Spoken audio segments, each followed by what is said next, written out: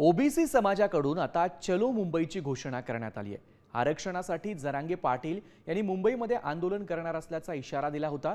त्यानंतर लक्ष्मण हाके यांनी आंदोलनाची हाक दिली आहे। लक्ष्मण हाकेंवर टीका करत 1 सप्टेंबरला मुंबईमध्ये येण्याचा नारा देण्यात आलाय।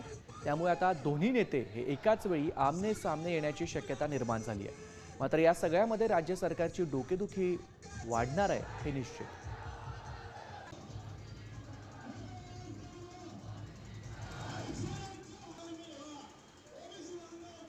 ओबीसी आज जात्यामध्ये आहे आणि एससी एसटी सुपामध्ये आहे। त्याचं कारण असं की एससी एसटी आरक्षणाला सुद्धा क्रिमिलियरची अट्ट लावायचं षडयंत्र या देशामध्ये लावलं जात आहे।